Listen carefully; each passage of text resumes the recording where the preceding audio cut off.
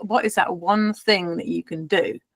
Is there one thing that you can do to make life easier, simpler, calmer right now? And there usually is something, and then they find other things and other things and other things. And I think working with what's happening, like in any given moment, if you're feeling a little bit overwhelmed, you can start to listen, pay attention more, not less, because I think what tends to do is we kind of shrink from it, and it's almost like we narrow our bandwidth of awareness when we do that, and then everything probably intensifies further.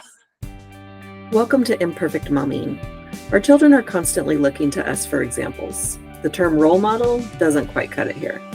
We are shaping their worldview with every move we make.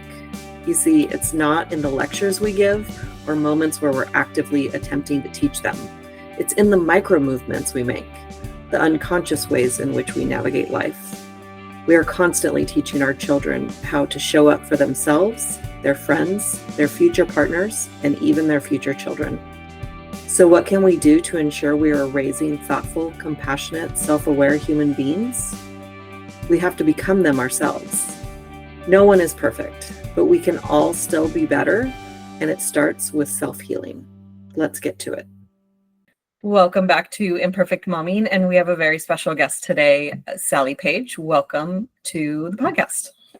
Thank you very much for having me. It's a delight to be here.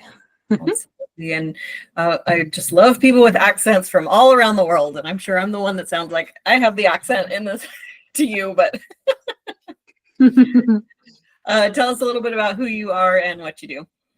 Yeah, so you've introduced me as Sally Page, and that's my legal name, which I was up until about the age of 39. I then became an Ashai monk, and so mostly I go by the name Meera these days, Meera Ishaya, and in fact my books are published in that name.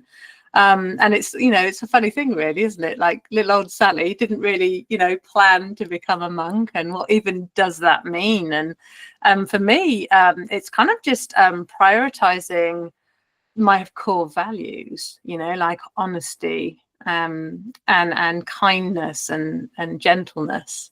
And really, like Ashai, for example, I'm an Ashai monk, and Ashai means for highest consciousness, for or in support of. And that means to know yourself, know yourself fully, and not just as a bundle of thoughts and emotions and body sensations, which is kind of what most people know themselves as. I know that's all I knew myself as. I thought that's me with my personality, but so many of my personality traits have kind of fallen away as like almost the true essence of who and what I am has come through. And it's really very down to earth. Like it can sound mystical, and I think some people love that. But for me, it's been very, very down to earth. I'm a mum first and foremost, really. My two kids are now 24 and 21. But when I first learned this practice, they were 6 and 9, and it was kind of like living in a war zone. And so becoming a monk, initially, it was just learning the techniques. So most people who learn them, they just learn the techniques, and it's akin to meditation. And so for me, that's been the foundation for changing my life, every aspect of my life, actually, improving it. But in a lot of respects, that's been stripping away all of the stuff, all of the complications, and simplifying. And so, yeah, that for me is epitomizes what I do, really. As well as teaching meditation, I help people transcend pain. So my first book, for example, Peace or Pain, it demonstrates there's a choice between peace or pain. And so I help people how to make that choice, how to understand the whole mechanism of pain, and the difference between pain and suffering, for example. There is a difference. And so unpacking all of that, educating people on what's possible, and so much of that has been, there's a bit of science in there, but most of it's based on my own experiences of going from long-term chronic pain to no pain whatsoever now. And it's a moment by moment choice, and it's dependent on where your attention is. So it's so much simpler than most people realize. We don't realize it's kind of like we've trained to be a certain way, and almost like we're using a certain operating mode, like software on a computer, and we're the hardware. And so it's like coming back to the hardware, coming back to the simplicity of just being.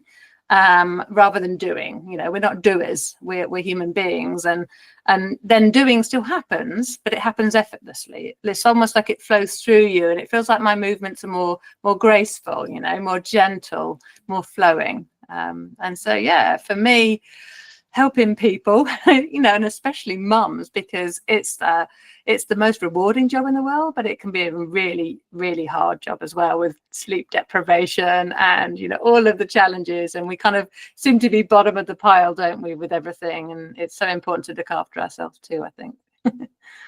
Yeah, you said so many good things, and I won't remember all of them to comment on, but you did say something about, we think that we are these sensations in our bodies, and it kind of made me think of the phrase, I think, therefore I am. When there's so much more to us than our minds. And it sounds like what you're saying is that there's even more to us than our thoughts and the sensations in our body. And then the other thing that popped into my mind was when you said peace or pain, like nobody would think that they're choosing pain. Like if you were to ask someone, like, do you want peace or pain? And they would be like, peace, of course. But we are choosing the pain essentially in an unconscious way. Yeah, unconsciously. Never consciously. No one's going to consciously do it, for sure. But I like that you're letting people know that it is a choice that we can make and things that we can do in order to move into the peace and away from the pain. Yeah, most definitely. And it's a real joy. It's very rewarding to help people in that way. And I get a lot of shocked people because they can't fathom how easy it is, and sometimes I'm not even getting to the point where I'll actually help them with the pain, and I'll just do something with them and the pain goes and they're like, huh? Or it moves to another part of the body and they're like, oh my God, that's been in that part of my body for a decade. How on earth have you in less than 5 minutes? It's changed. And that's the thing, is it's nothing set in stone. And a lot of what we call pain is suffering, which is a secondary action. It's something we're doing, we're resisting, and the thinking about the pain, like there's a pain story, and in thinking about the pain, it's like it distorts and intensifies it. So an awful lot of what we're calling pain is actually this distortion from the resistance and from all the thoughts that kind of filter through the experience, and because we're not ever allowing it intensifies until it gets to the point where it flags in our attention, and now we're calling it pain. But up until that point, there was stuff going on beneath the surface, and it's just so helpful to know what some of that stuff is. So really, to start with, it's just like starting to pay attention. What stresses you out? Do you notice any triggers in your day that just makes things harder? And we know there are certain things, but when you actually do that as a kind of a homework and an activity where you look over a course of a day, you start to see an awful lot more than you realized, which, for me, it starts to give people choice. Like the more we can recognize, the more we become aware, the more we see what's going on. So we kind of go from, like, if we're thinking, it's kind of like we're wearing blinkers and there's a contracted down experience of reality. We're missing, there's like a peripheral awareness. It's kind of like the same way your eyes work. We've got that point of focus, and for that point of focus to be clear, we need a strong peripheral vision. And it's the same with awareness. If you want to have a really clear, pure, gentle experience, we need that peripheral awareness. And it's so natural to cultivate. And it's so fascinating because this morning, before we hit record, I mentioned I was on a call. And when the call began, the host was very excited, and my awareness of it was loud. And I was like, geez, like, why are we so loud on this? Like, why are you screaming on this video call? And she asked she asked the participants to share their wins, and one of the participants came on and she said, I love this group The only problem is you've made every other Zoom call I'm on so boring because this one is so exciting. And even when I heard myself thinking like, wow, that's so loud. Why are you so loud and excited? I was like, why is that a problem for me? Like, why is my vibration so low that I'm registering this as a problem? And it was fascinating. And I think that I started really kind of noticing that kind of thing when I had one of my teachers gave me the assignment to pay attention to my triggers for the week. And then I missed the class when what we were going to do with those triggers. But I wrote them down, and so I have them.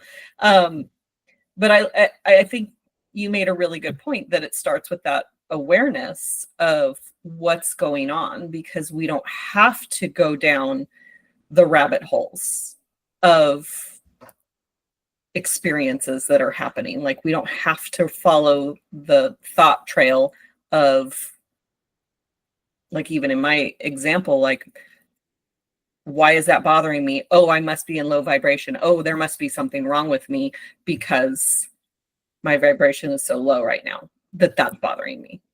Versus, oh, I need to shift my mood a little bit and, get into a little bit of a groove. Yeah, and I think for me, just noticing your triggers is like the best place to start. And I think things start to change just in noticing them. Like, I think we automatically then discover things that just make life a little bit easier. A little bit. I know I've been on calls where it's been quite loud with one person and not with the next, and I just turn the volume up and down. There's often simple little solutions that you can do that when we're stressed, they don't occur to us. So just in noticing your triggers, I think you probably will have already started to find that they're less, and you start to get creative, and that's the thing. Often I say to people, what is that one thing that you can do? Is there one thing that you can do to make life easier, simpler, calmer right now? And there usually is something, and then they find other things and other things and other things. And I think working with what's happening, like in any given moment, if you're feeling a little bit overwhelmed, you can start to listen, pay attention more, not less, because I think what tends to do is we kind of shrink from it, and it's almost like we narrow our bandwidth of awareness when we do that, and then everything probably intensifies further, and then we kind of want to withdraw. Whereas if we actually open up and pay more attention, and then it's to like what's not being said, and also to silence, like the context of sound is silence, and when we pay more attention, actually we kind of open up into a fullness. And then what's loud is just a very small section. It's a very small part of the experience. And now actually there's like a silence holding us, letting everything be gentle and a little bit more bite-sized and in context, without the volume being turned down sometimes. Or you can be playful, turn it down, turn it up again, whatever, And I think the playful approach, the curious approach, is really helpful. Yeah, staying curious is a really good life technique, but I've also found that it's a really good parenting technique, is to stay curious about what's going on with your kids and what is creating the reaction and the response, because there's always something that's creating that, and inside ourselves too, and being curious about what's going on that's creating this trigger or irritation. Yeah, most definitely. And I know, and I won't speak for anyone else here, but I know my own experience. I did not listen to my kids enough when they were younger. I did not, and there's so much insight that they have. And so often, when you're trying certain techniques with them to either get them to comply or do something, whether it's going to school, whatever that is. And sometimes it's not necessarily things that I choose that I want them to do. It's complying with the school homework and all of that shebang, if you like. And it sort of opened up into, when I learned meditation, that I did start to ask questions. I got more playful. I listened more. For example, and I'm not proud of this at all, but when my one of my children's autistic, and at one point in time he would like cover his eyes when I was talking to him, and I used to say, don't be so rude, and now I'm horrified at the thought, because he was overwhelmed, and I'm like telling him to pull his hands away from his eyes, and when he did that, he then went like that, and I was just like, and listen to me, and it's just like, I had no idea. No idea what I was doing. But through understanding more about autism, but also like I could have even before that asked him, why are you covering your eyes? Not telling him not to. And so I think questions are really, really helpful. And I think if I'd known that, even in my sleep deprived state, that would have made things easier. And it's a lot. I have a weekly group that I meet with moms, and I started doing this, like, what is there, what do you have to celebrate this week? And the last session that we had on Saturday, neither one of the moms on the call could think of anything positive that had happened in the week. And I think that, we are in a lot of ways programmed to see what's negative. And there was a lot of stuff that was going on for these two moms. Like, we have a hard job, and a lot of the time we're doing it alone. And so, there's awareness of things like why your son might be the overstimulation, understanding autism. And there's maybe you were in an overwhelmed state. Maybe you were a little bit overstimulated also. Something was going on inside of you that was creating that frustration. And part of it is the programming that I think that you have talked about shutting. Like I'm assuming Sally was the one that said, stop being rude. And then this person that you've evolved into can see the difference and see in it from a different perspective what was going on. Yeah, most definitely. And you hit the nail on the head there. It was like, as I nurtured my own experience and looked after myself, so it gave me some more quiet and calm, and in doing that, when I look after myself, there was more space to see more, to have more clarity, but also to help my children, with whatever they needed. And without that, becoming too, even more overwhelming for me. And so, yeah, the foundation is always like the book. I'm writing another book now, actually. And it's the working title at the moment is Peace for Parents Equals Peace for Children. Because I didn't realize, I think as mums, we're looking to everyone else, and we're like looking after them, making sure they're okay, and we forget about ourselves. And I think we kind of know that. But for me, it was almost like, yes, I would look after myself, but it was like a luxury that I maybe did once a week, once a month. And now for me, it's just like, what have I done for myself every single day? Utterly important, and that was actually going to be one of my first tips really for people, is to every single day, what have you done for yourself, as well as everybody else. And I know for me, my number one thing that I do every single day is meditate. Without that, I can't function. It really does simplify everything. And it's like, it gives you such a deep level of rest.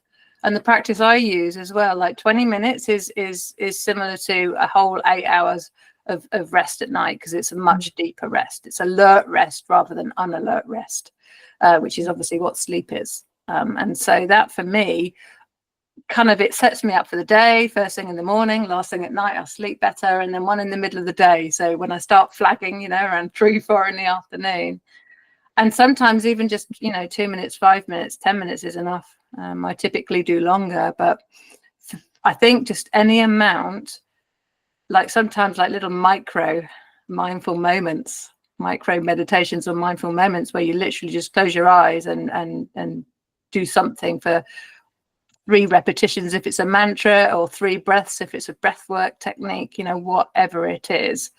And you can fit that in, like even when you're like cooking a meal, there might be a little pause in it. And if you can't close your eyes, you can do it eyes open. That for me, I've talked to clients about, before you walk into the house, after you leave the office or leave your job and come back home and you get into the driveway, maybe even on the way home, or when you pull into the driveway and you just sit there and breathe for 5 minutes and just actually deeply breathe, and just get back into your body and relax a little bit, because there's tension from in the job. Sometimes there's stress on the way home, and then you walk into the house and your baby, who hasn't seen you for 8 hours, is now crying because they're feeling your emotions. And so just that little bit of calming yourself down before getting in is self-care. I want to be redefining self-care, because self-care doesn't have to be a bubble bath. It doesn't have to be getting your hair and nails done. It can be, but self-care is taking care of yourself. And it's the little micro ones throughout your day, so you don't escalate to that tipping point. Exactly. Yeah. So is that your piece of advice, or do you have another piece of advice for moms listening? Yeah, well, I mean, that was kind of like, it's a 3-part thing, really. So yeah, that you always, every single day, look after yourself. And so, yeah, to just say that without giving you something to actually do, I think would be a bit unfair. But there's a kind of and I think you already touched on it, the idea of there being something wrong. And this is something that we teach in our ascension techniques. The idea that there's something wrong creates a feeling that there's something wrong, because we feel our thoughts and we think our feelings until we create some space. And we're always living in the past or the future when we're thinking. We're never fully here now. So you can kind of look where that applies across your life, because it's like we come to conclusions in life, and then when they become, solid, we're like, yes, this is the way things are. They become a belief system, and we download them into the unconscious mind. And the core belief that pretty much everyone has is there's something wrong. I'm not good enough. I'm not lovable, and I think that sabotages everything, and it colors everything, almost like there's a filtration effect that everything goes through that. So starting to look at where you make things wrong, and let go of the idea that they're wrong. It might be dysfunctional, there might be dysregulation if it's emotions, but it's not wrong. And I think when we drop the idea that it's wrong, it kind of opens up creativity. It opens up space for us to do something about whatever is, challenging, dysregulated, whatever it is. And just sometimes the way we view the world, if we let go of the idea there's something wrong, our perception just shifts, and there isn't, we just experience it differently, which is really, really important. And so, yeah, I was just going to guide through a little meditation, working with breath. The ascension techniques I can only teach in person. But I've been doing lots of online classes, and this is probably one that I can do that's really short. A lot of them kind of require a little bit of explanation and an ongoing guidance to do it most effectively. But with this one, it's just a breath reset technique. So you were talking about breathing. And so sometimes that's all people do. We know we should breathe into the belly, don't we, for a start? And the reason that's important is because the majority of the oxygen receptors are in the bottom part of the lungs. And so when we breathe up into the chest area, we never can take as deep a breath in. We never oxygenate the system well enough. So always bringing your attention back into the belly. For me, with asthma, I found that really hard to do. And I found it kind of a very contrived thing to do. So that's what a lot of people find when they're doing breath exercises. I could give myself an asthma attack doing it for a start. And for some people, they might still not be calming themselves down. It might help a little bit, but it might just be the very top layer. So to actually go a little bit deeper, what you can do is take a slightly deeper breath in, and then just breathing out. And then we get to the end of the out breath and just pause and notice the stillness. And that's it, really. And then hand over to your body. your body can breathe in whenever it wants to. We're not going to try and do that. We're just going to hand over to the body and just let it be there and just notice the stillness at the end of the out breath. And then at some point, sometimes for quite a long period of time, people are quite surprised, sometimes reasonably soon, the body breathes in and then it breathes out again. And then again, at the end of the out breath, just notice the stillness. Hand over to your body, and then it breathes in when it's ready. And doing, even a minute of that, 2 or 3 breaths of that really quietens everything down a lot more deeply than just breathing into the belly. And it resets the breath, so rather than us trying to breathe into the belly, it's just like it automatically comes into the belly in a really deep, and we get a real surge of oxygen. And so that really, really helps. It helps calm the mind. It helps gives us some more clarity. And then we can go in the house and, we're in a really, in very short space of time, actually, really, really refreshed. I love that. And it's so helpful. And just kind of participating while you were talking, like I just feel a lot more centered, grounded, I would say, just by participating while you were talking. It was lovely. And it's cool that you said that, actually, because, it's nice to close our eyes and do that, but you can do it like you're listening to me. So you were having a conversation and you're still able to do it. So you don't have to stop your life to fit in something that really just makes the world of difference. And I think those are the things that are most helpful, closing your eyes and having a real complete calm down. It is kind of, that's essential. But I think we need to team that up with what we do with our eyes open, because this is where we're living our life. And we don't want to keep escalating as we go out throughout our day. Or maybe when we get home at the end of the day, we can meditate, it's just like, we might not make it till that point, or we might end up shouting because we're struggling or whatever, and I think it's just a really lovely thing to have these micro meditations or mindful moments just to, that's self-care every single day. Yeah, I love that. Is there a book that's been instrumental in your personal development journey? Yeah, I think, when I read that and I thought, to me, the book that jumps out, there's been so many, but the book that jumps out is The Body Keeps the Score by Bessel van der Kolk. I don't know if you know it. And I was actually given this as a gift by my daughter. She's 24 now, and it was, I don't know, 3 or 4 years ago. And I had a bit of a resistance to reading, actually. It's really funny. I kind of had a feeling it was going to go deep, and I'm like, oh, and then she kept asking me, have you read it yet? Have you read it yet? And I'm like, oh, I kind of read it just so I could answer her. And as soon as I started reading it, I knew I had been putting it off. Like, it did go deep, and I cried several times throughout it, but not like sadness, like of relief, like the understanding that I picked up from this. I'm a feeler, like I feel very, very strongly.